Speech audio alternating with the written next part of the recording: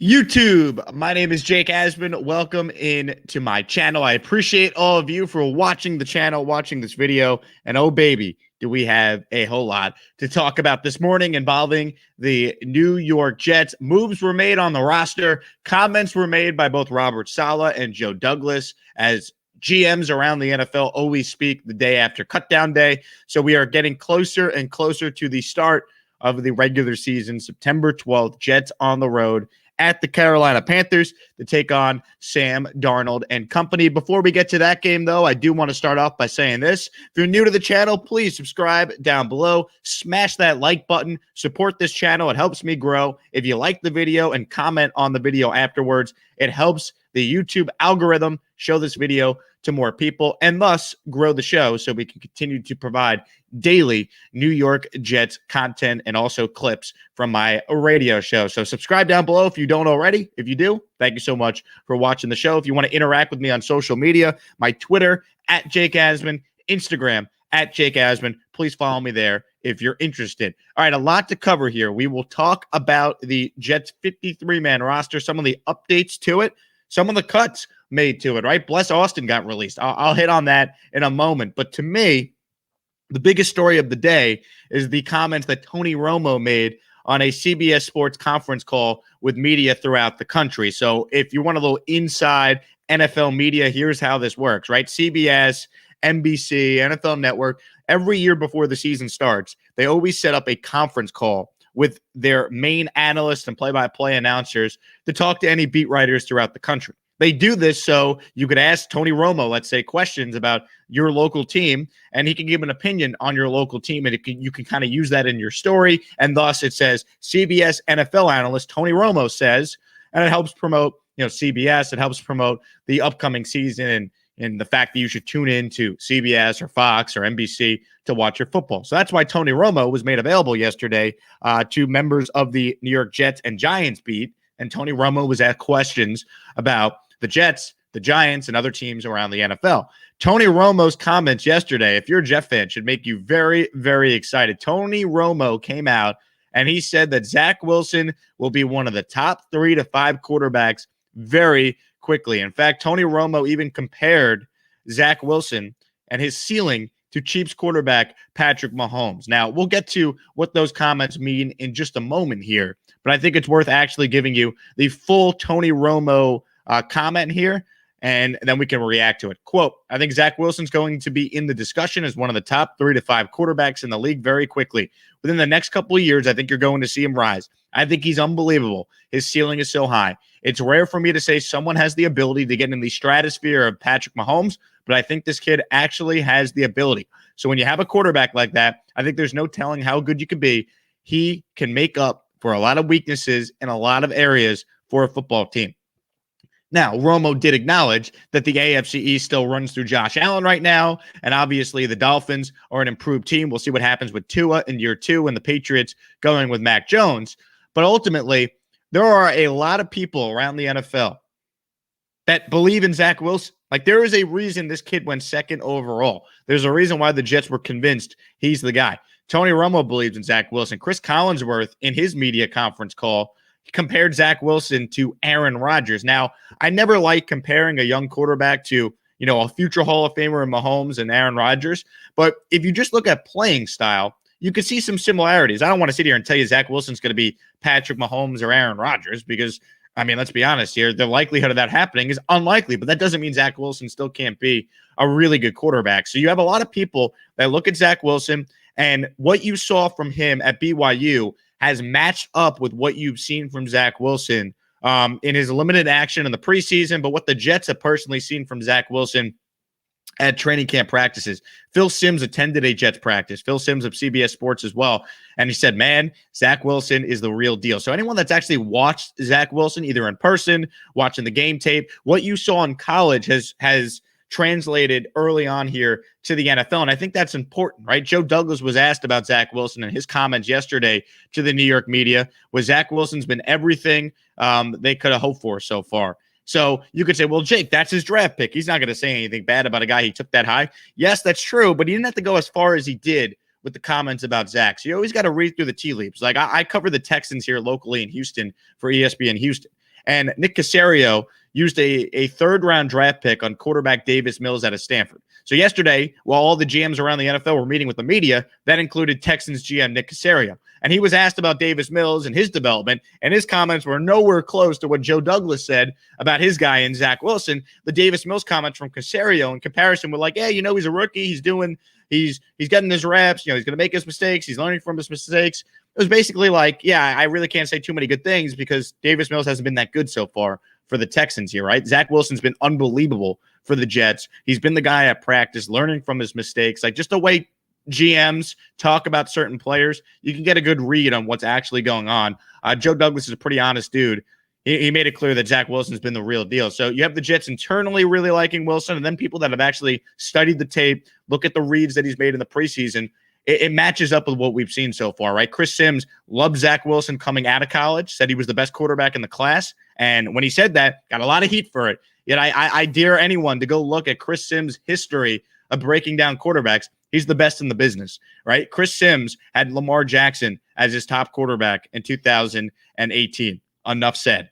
Joe Burrow was his top guy in 2020. He liked Kyler in 2019, but he had the order right with the guys that were going to be good. Like, he was higher on Justin Herbert than Tua, which a year ago, that was a very unpopular opinion to have going into the draft. I mean, I played a lot of it on my show. Chris Sims is the best at breaking down quarterbacks, and he's been bullish on Zach Wilson from the beginning. And he looked at his tape this summer and said he's been the most impressive rookie quarterback. Now, ultimately, Zach Wilson's still going to have games where he struggles. So that's worth noting. It's not going to be, just success always being lateral here. It's not. Success is not always lateral. There'll be some ups, there'll be some downs, but this kid's going to get every opportunity to be the guy and continue to develop. And I think it's really encouraging what we have seen so far. I think it's really encouraging what the Jets have put around Zach Wilson entering his rookie year. I mean, Zach Wilson's supporting cast in year one is better than any of the 3 years of what Sam Darnold had with the Jets. Now, that's not saying much, but it is important to note that if Zach Wilson stinks, it's going to be because he stinks, not because we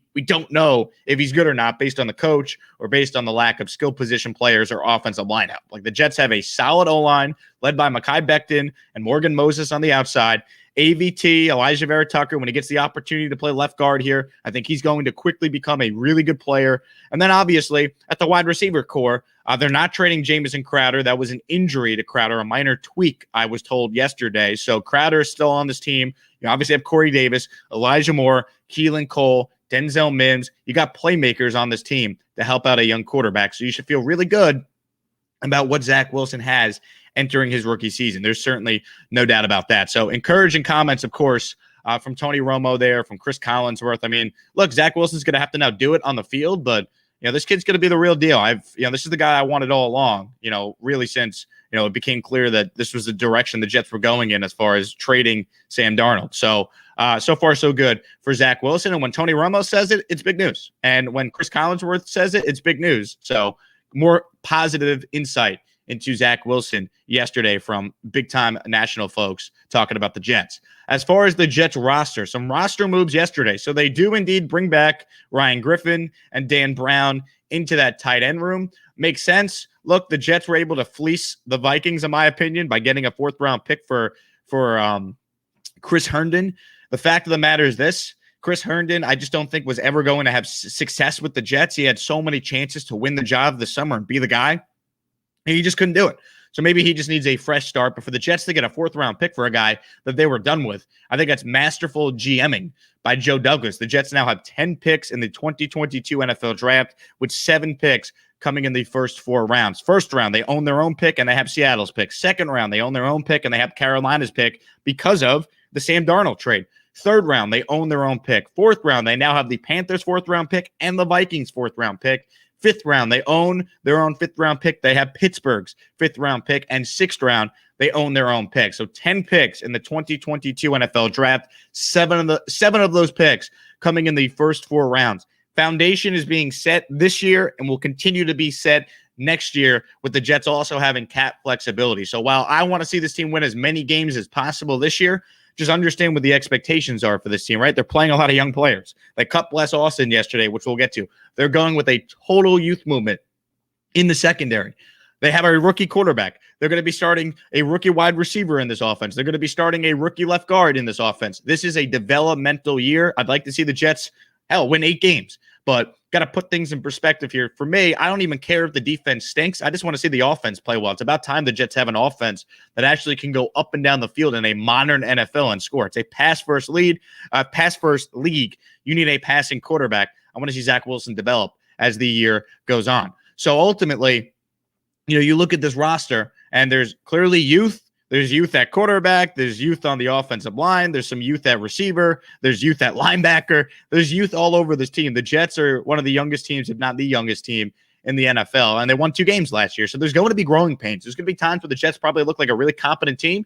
There's going to be times where they just get torched in their secondary, I'm sure, because young players make mistakes. So, go into this year knowing that it's a rebuilding year, but you're excited to rebuild when you believe you have the right head coach and you have the right quarterback, and time will tell if that is indeed the case. But I think the early signs here, at least this summer, and what we've seen so far this offseason, are positive with this football team. So I'm not going to sit here and tell you the Jets are a playoff team because I don't believe that. But I do think the Jets are a vastly improved football team. And you look at the schedule early on here, I think there's a good chance they get off to a solid start. And when you're a young team, you don't know any better if you're supposed to be good or not. So, I think if the Jets can win week 1, maybe that is like the good karma, the good juju they need to have a really good start to the year. So week 1, it's only week 1, but I think it's a big game for the Jets because I think that is a very winnable game against a Carolina Panthers team that I think is vastly, vastly overrated. But we shall see coming up.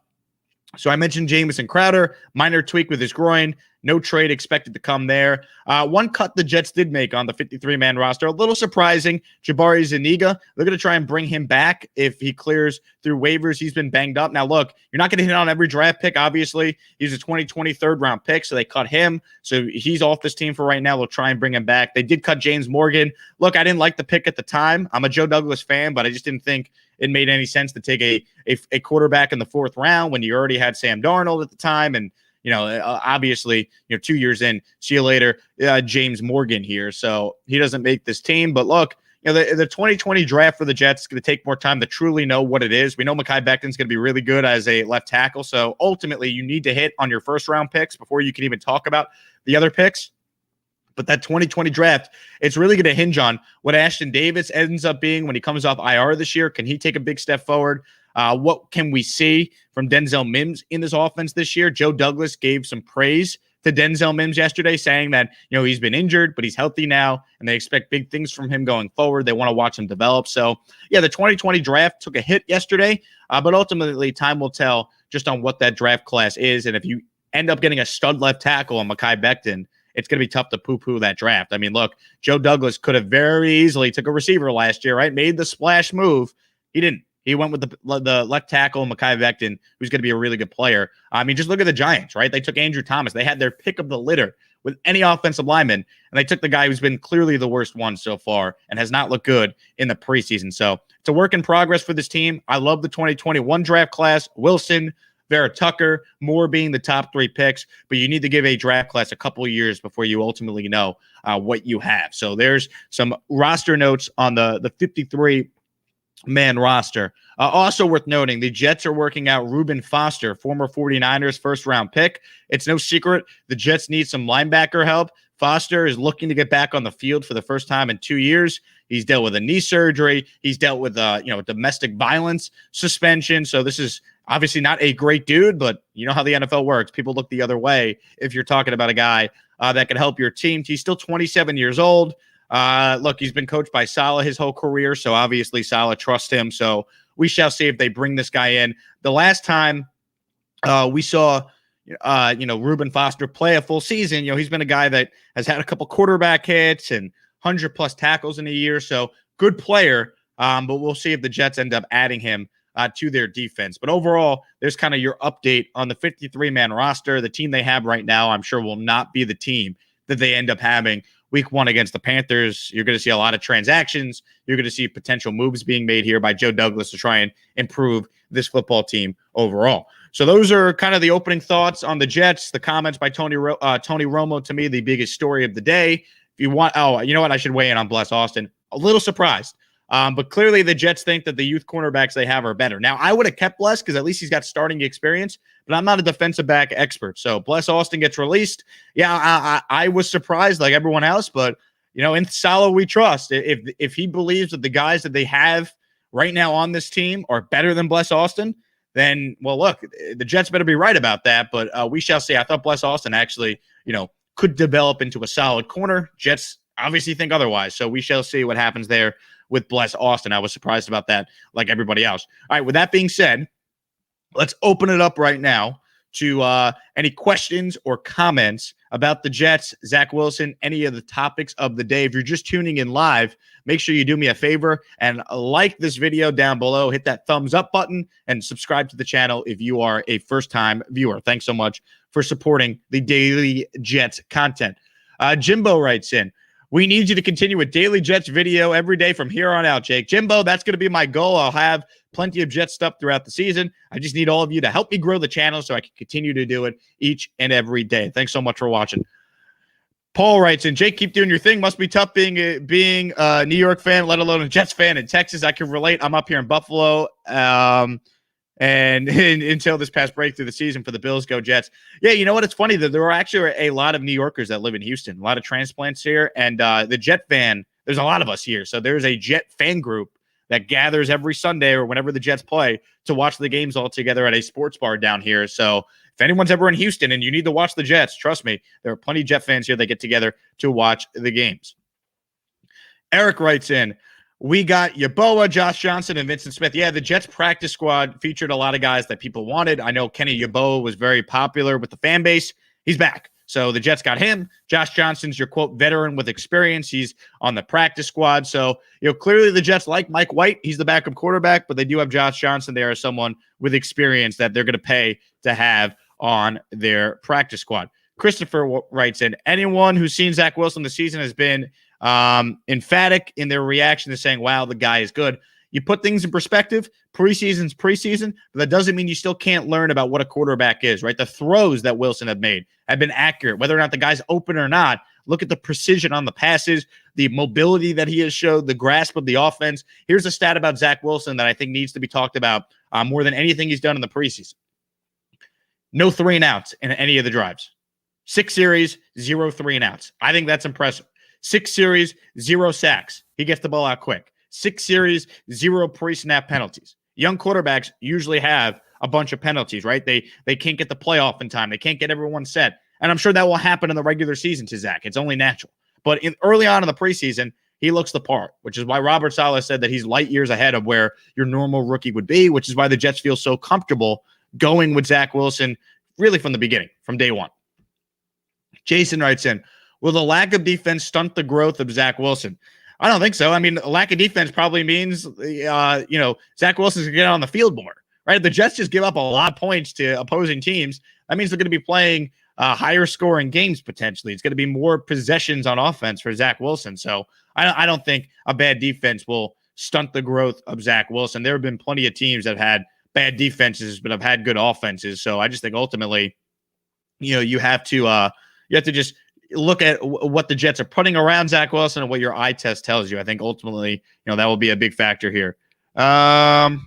Zach looks really good in his new Bose headphones commercial. I must have missed that. I have not seen Zach Wilson's Bose headphones commercial. Maybe that's only a New York commercial that's airing because I've not seen that down here in Houston. Melbourne writes in, any good DBs out there on waivers? Probably not. Otherwise, I think the Jets would have brought somebody in that they like, considering they have the second waiver claim, right? When you're the worst team in the NFL, the draft order is the same as the waiver claim. So the Jets have the second worst record in football. They have the second waiver claim. So we shall see. Let's get Jake some likes. Smash that like button. Hell yeah, Eric. I appreciate the support, my friend. Thank you so much. Jason writes in, does Marcus May finish the season with the Jets? I think he does. I don't see the Jets trading him. I mean, if they're awful at the beginning of the year, which I don't expect, maybe that could change and they could move him at the deadline. But I think ultimately the Jets are not going to just trade Marcus May. They like him. They think that he could be a big part of this defense. This defense lacks experience in the secondary, but they have experience at safety, right? May, LaMarcus Joyner, they have solid safety play there. So no, I don't think Marcus May is going to be traded. I don't know if he's back long term. I think evidence probably says the Jets don't re-sign him because they don't want to pay him. Excuse me, I have to sneeze. My allergies are bad today, guys. But I do think Marcus May will finish the season with the Jets. I don't think they're going to trade him. His future, though, I mean, clearly is up in the air, to say the least. So we shall see. Jason writes in, thoughts on not having a kicker on the practice squad, especially considering our kickers have as many regular season field goals as our quarterbacks have regular season touchdowns. Usually teams don't carry kickers on the practice squad, just from my experience. Now, the Jets would add a kicker should something happen to Amendola, but I don't think that's a big deal that they don't have someone on the practice squad. Most NFL teams, to my knowledge, do not have kickers on the practice squad, so we shall see. Nicholas writes in, Joe D said Austin was released to give the young guys more time. Does this mean we are done at cornerback, or do you think signing a CB is still possible? I don't want to say the Jets are done at corner, because if someone becomes available that they think will help their football team, I'm sure they'd bring him in. But clearly, based on the comments from the Jets, based on the comments from Robert Saleh, based on the comments from Joe Douglas yesterday, the Jets like their youth at the cornerback position. They really do. And time will tell if they're right. But they like sixth-round pick Brandon Echols. He flashed probably the most out of anyone this summer in that, at that position. They also like Jason Pinnock, another rookie. Isaiah Dunn, also another option. I mean, sure, they could pick up a player in free agency or claim someone off waivers if something comes up. But I don't think they are going to, I really just don't think they're going to do anything drastic at that position. Time will tell if they're right. Maybe some of these guys develop. Bryce Hall can maybe turn into a really good player for this team. I like his upside. He should have been picked a lot higher than where he ended up getting drafted last year, but that was because he dealt with injuries in his last season in college. So, maybe this talent level is better than we think. We just don't know because the season hasn't started yet. So we shall see. The Jets should not trade Jamison Crowder. It makes no sense to go into the season with a roster without someone who has thrown a touchdown in the regular season. Yeah, look, I mean, Josh Johnson's thrown a touchdown in the regular season. So he's on your practice squad. So I guess he's technically not on your 53-man roster, but he's there if you need him. And yeah, Jason brings up a good point. Jamison Crowder threw a touchdown last year. It was one of the few highlights of the awful season that was 2020. I don't think they're going to trade Crowder. I think they reworked his deal specifically to have him. The idea that you could say, well, they have Elijah Moore who does something similar, and they have Braxton Berrios and Keelan Cole who've been in the slot before. Jamison Crowder is a good football player. I don't think the Jets are in position to ever get rid of good football players at this point. So yeah, I think Jamison Crowder should absolutely be on this team, and I think he will be on this team. He's a good player, and I'd like to see the Jets make sure that he's back, and I think he will be back. That's why they redid his contract before training camp. Do you think the pass rush will carry our secondary through the season? 6'9" writes in. Look, I think the pass rush takes a huge hit without Carl Lawson. That's just a fact.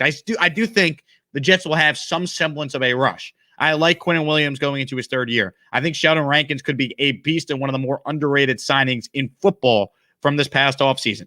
But losing Lawson's a big blow. They better hope that Shaq Lawson can just be a contributor, right? Fill the role that Vinnie Curry was going to play. Can John Franklin Myers and Bryce Huff, two young players on this team with upside from a year ago, can they take a big step forward? The secondary being good, even without Carl Lawson, is a big key for this Jets defense. And you also hope that Robert Saleh is able to scheme some of the issues the Jets might have in their secondary with the Jets pass rush. So that's certainly going to be a key for this football team. All right, let's get to a couple more here as we continue talking all things Jets football. I appreciate all of you who are watching this live. John Santos, with James Morgan going to Carolina, are you concerned about the Jets being at a disadvantage going into week one, the matchup? He'd have quite a bit of intel to offer the Panthers. Now, you have seen teams do this a lot. I believe the Bills did this with Davis Mills last year, and they actually picked up a lot of the Jets, blitz sequences and pass protection audibles and all that. I don't think it's that big of a deal because ultimately the game is not till September 12th. But yeah, I mean, obviously the Carolina thinks they can get something out of James Morgan, or maybe James Morgan thinks he could beat out Sam Darnold, right? He's going to get reunited with Sam. I don't know. I'm not really that concerned. I think any smart coaching staff will be able to adjust from whatever intel, James Morgan might have. If the Jets lose week one, I don't think it's going to be because they signed James Morgan. I really don't think that's going to be the reason here. Do you think the Jets need a top 5 pass rush defense for the secondary to get through 18 games. Well, it's only 17 games right now, 6-9, although I'd like it to be 18 games. That means the Jets made the playoffs, so let's hope for that. But do you think they need a top? Yeah, I mean, the Jets could have a top 5 pass rush. It's certainly going to help their secondary. I don't know if they have that, though. Without Carl Lawson, I am very curious to see what this pass rush looks like. If you watch the show, I was as high on Carl Lawson as any Jet YouTuber out there, and they lost him. So you got to move forward. But if they get a top 5 pass rush, that would obviously help the secondary. If the Jets still have a top 5 pass rush without Carl Lawson, then this team, to me, could probably win 7 or 8 games. I think or maybe more than that even. It depends, honestly, on the pass rush, sure, but also let's not beat around the bush. It depends on Zach Wilson's development as a rookie. If he's Justin Herbert in year 1, then the Jets can win a lot more games than what most people think.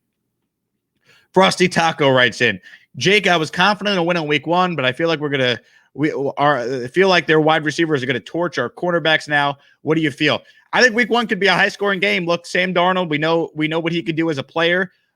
We know he's got good chemistry with Robbie Anderson. But look, Carolina is also a team that is starting a quarterback for the first time in a new offense. So we will see, just what Sam looks like.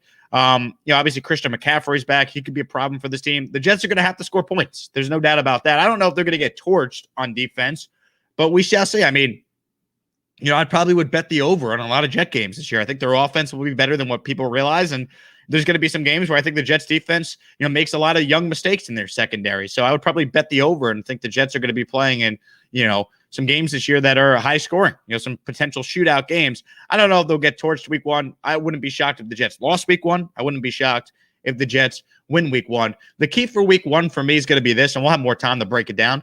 Catch the ball that Sam Darnold throws to the Jets, because it's going to happen. As much as I like Sam, there are 1 or 2 plays a game where Sam Darnold just has a brain fart, something happens, and he throws the ball to the other team.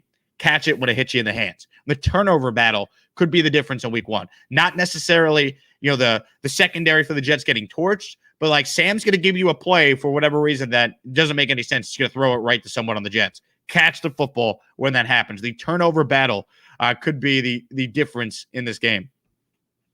PCR writes in, I definitely expect Sam Darnold to throw at least 1 pick and not look amazing. He's going to look good. The Panthers have a really good team. People just don't expect the Jets to beat the Panthers. Yeah, I think the Jets could easily win week 1, though. I don't think anyone's going to be like, wow, I can't believe the Jets won week 1. How did they go into Carolina and win? The Carolina Panthers are not, the 2015 Panthers that went to the Super Bowl with Cam Newton. They're fine. They have some good players on offense. I have question marks about their defense. I have question marks about Sam. Let's see what he does in his first game with the Panthers. And by the way, if Sam outplays Zach Wilson in week 1, he should. Sam's going into year 4. Zach Wilson's going into his first NFL start. So, anyone that, if Sam plays well week 1 and the Panthers win, anyone that's like, well, you see, the Jets should have stuck with Sam Darnold, you are a moron. I want to throw that out there now, because you might end up being right, but that doesn't mean after 1 game that's the case. Sam should look better than Zach Wilson. He's going into his 4th season, guys. All right, he already has his 5th-year option picked up. Zach Wilson hasn't played a damn game yet in the NFL, so put that in perspective. Outside of Wilson, which player would be absolutely devastating if they were lost for the year? Yeah, Wilson's the obvious. I would say Mekhi Becton at left tackle or Quentin Williams on the defense. Without Lawson, Quentin Williams is the best player on this defense now. Plays a premium position, right? I would say it's Quentin Williams, but on defense. But if I had to pick one, to me, it's got to be Big Mekhi. Mekhi Becton is the left tackle. He's going to be a guy that's going to protect Zach Wilson, and he's going to be a guy that you want on this offensive line for a long, long time. Cyber Stima. Quentin Williams is the key. If he has a breakout season, the D will be good enough. Look, Quentin Williams was having a breakout season last year. He got hurt. He was having a Pro Bowl season and then got hurt. I think he could be an all-pro. Look, I get on Mike McCagnon for a lot of things, but I feel like even a blind squirrel can find the nut. Quentin Williams could be a really good player for this team. We've seen it. Now he just has to put it all together going into year 3. VR writes in, do you think C.J. Mosley is going to make a big difference in the Jets defense this year?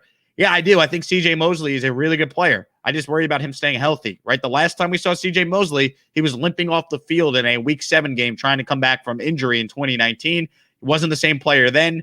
Jet fans, we've seen 3 quarters of C.J. Mosley as C.J. Mosley. There were 3 damn good quarters against the Bills in Week 1 of 2019.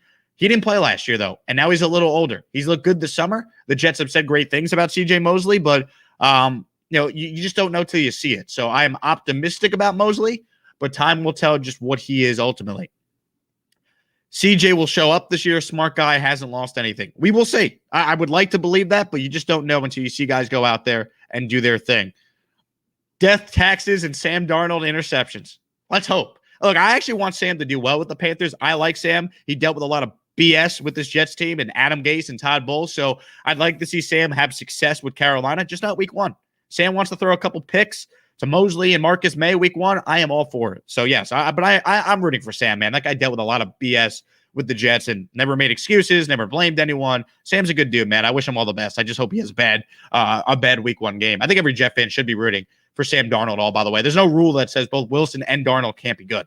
I don't think it was ever going to work for Sam in New York. I think he needed a fresh start. I think the Jets needed a fresh start, but I'm rooting for Sam. Sam's a good dude. I actually met him in person at a Radio Row a few years ago when I was doing my radio show for SB Nation Radio down in Miami. Sam's a good dude, man. I wish him well. I just think it made sense for both him and the Jets to go different ways this offseason, and now we're ready for Zach Wilson. Salmon Jets, you are a playoff contender. Trade deadline approaching.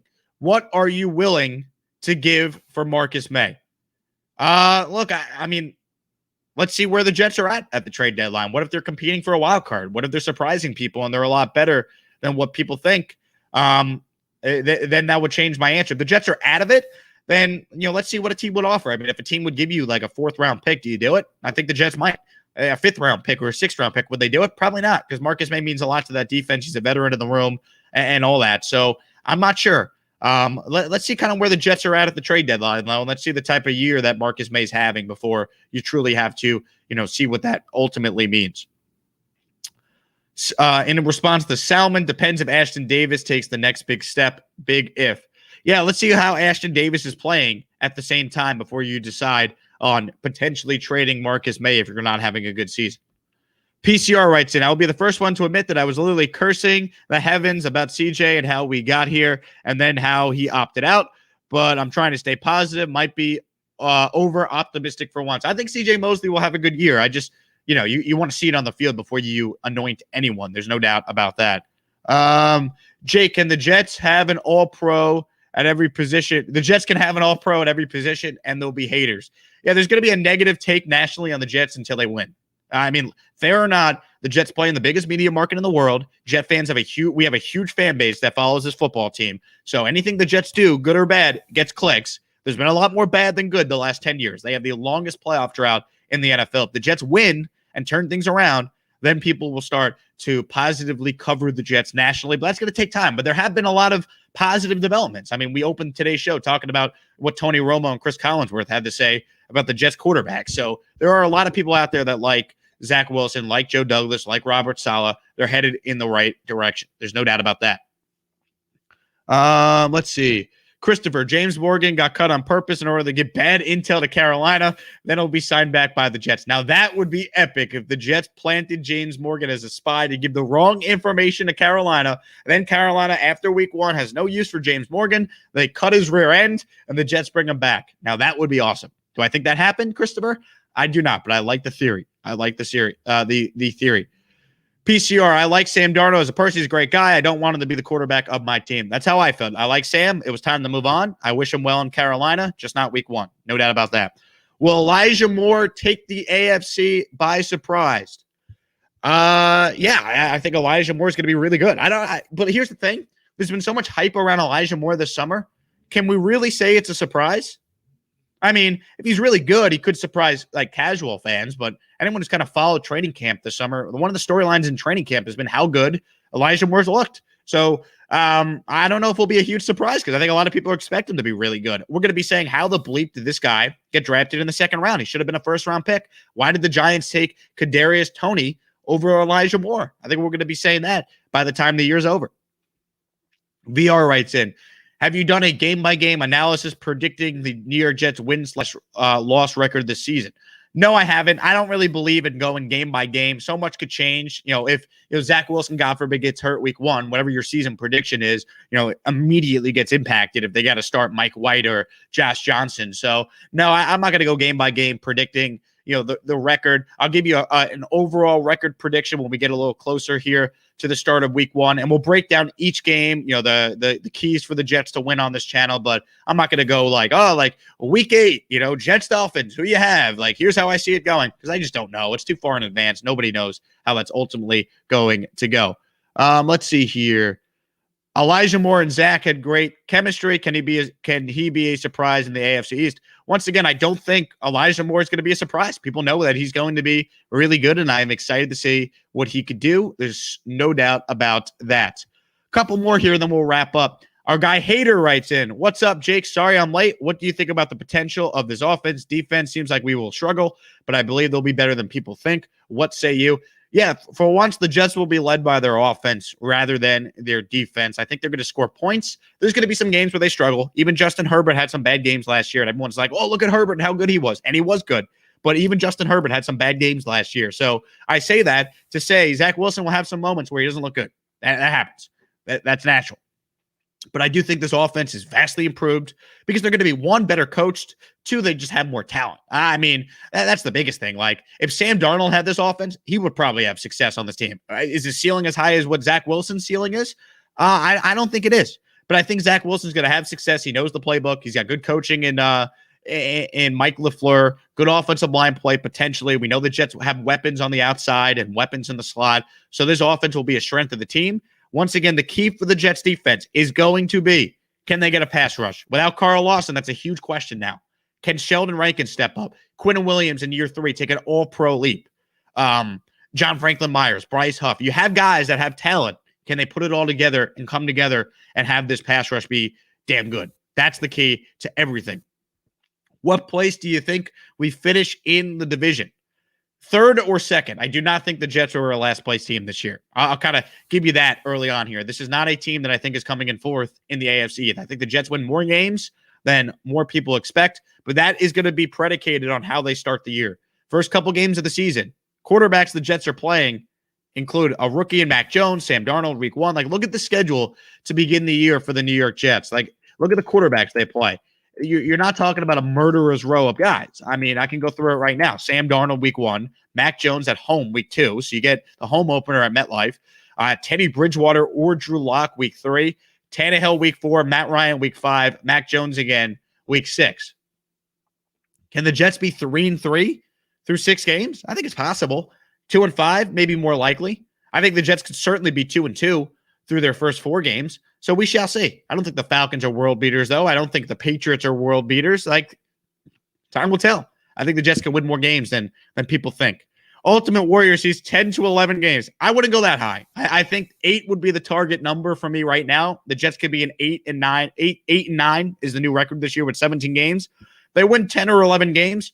Guess who your coach of the year is in the AFC or just in the NFL? Robert Saleh. And if they win 10 or 11 games, Zach Wilson's going to run away with Rookie of the Year because that means he's probably having a monster season if the Jets are having 10 or 11 games. So we shall see. When will we end the playoff drought? I don't think it's this year, but it could be next year, right? Quarterback going into year 2, 7 draft picks in the first 4 rounds, salary cap flexibility. Playoff drought could be over as early as 2022 if Zach Wilson is the real deal. That's usually what it will come down to in the NFL. Cyber writes in, this team has a chance to improve more than any other NFL team. So many moving pieces. Yeah, look, there's a lot of new players on this team. There are a lot of young players on this team. A lot of young players on this team. They're going to grow. They're going to make mistakes. That's why this is a rebuild year with the chance for this team to really be good come 2022, assuming Joe Douglas hits on these draft picks from this year. That means Zach Wilson, Elijah Moore, Michael Carter, ABT, all that. And then obviously has another full offseason to surround this team to be really good. Do you think it's easier for rookie quarterbacks to acclimate to the NFL due to the pro offenses they play in college? I think it's actually the opposite as far as the offenses they play. You're seeing college offenses be the norm now in the NFL. That to me is a big difference maker, right? Pro style, the pro style offense is kind of blended now to what goes on in college. Like the NFL has copied college. Zach Wilson comes in running a similar offense he ran at BYU to what the Jets are going to be running here in the LaFleur offense. So, like, I think that's a big reason. I also think these guys they're just better because they get so many more reps now growing up. There's specialized QB camps, right? There's just so much more emphasis on quarterback development now if you're in high school going into college and college to the pros, that you're starting to see guys hit the NFL and be good right away. That's why Zach Wilson has looked light years better than any typical rookie for reasons like that. So I think that is a big key here. Jason writes in, I'm tired of being a year away from being a year away. I get it, Jason. It's frustrating. It's been 10 years without the playoffs, but you have to look and see where this team is at right now. They have a new regime, new head coach, new quarterback. It's going to take time. Nobody wants to hear that, but you have to understand the Jets are, I believe, going in the right direction. And ultimately, you got to lay the foundation, right? You could try the cheap fix and sign a bunch of guys in free agency that are overpaid that will stink in a year. And you could have a fake season in 2015 where you win 10 games. How did that work out, right? The foundation was bare. Boom, you're bad again. Like the Jets are going about it the right way. It sucks. No one wants to wait. You want to win now, but it's going to take time. That's ultimately how it works. Fred writes in, no quarterbacks, big problem, 4 wins. 4 wins is low. I think they could win. The Jets should have won more than 4 games last year if they were properly coached, right? They win the Raider game easily if Greg Williams doesn't send the Kachunga blitz. So 4 wins. If the Jets only win 4 games this year, that to me is a sign that either Wilson stunk or got hurt. I think they're better than a 4-win team. I think the floor for the Jets this year is 6 wins. 6 wins. I would like them to win more, but I think at the minimum, this is a football team that could win at least 6 games. I really believe that. Buffalo took a step back for me. Pats are overrated. Brady's gone. Don't believe in Tua as the Dolphins QB. Why not the Jets?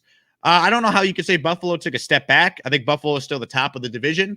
I don't know what Tua is. I'm very curious to see what Tua is. The fact of the matter that the Dolphins were so into trying to trade for Deshaun Watson, despite the fact he's facing 22 civil lawsuits and 10 criminal complaints, a Houston Police Department investigation, and oh yeah, the FBI is looking into it as well. The fact that they were still willing to trade for that guy, knowing his playing future is uncertain, what does that tell you about Tua?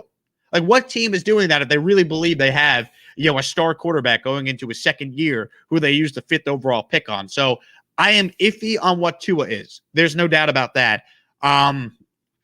Look, the Pats should be better, but let's see how good Mac Jones is. Not everything the Patriots do works. Bill Belichick's recent draft history has not been good. Will that change with Mac Jones? We will see. But the idea that everything's going to go right for these other AFC East teams and, the Jets are just always going to be bad, I don't buy it. I think the Jets have the right infrastructure in place to have success. I'm an Islanders fan. The Islanders were always going to be bad. Now they are one of the most well-run teams in the NHL because they have the best head coach and the best general manager in Barry Trotz and Lou Lamoriello. So it starts at the top. Hire the right people and trust they know what they're doing. I believe in Saleh. I believe in Douglas. Trust they know what they are doing. There's no doubt about that. Let's end with this. Jets, Jets. My Holly King.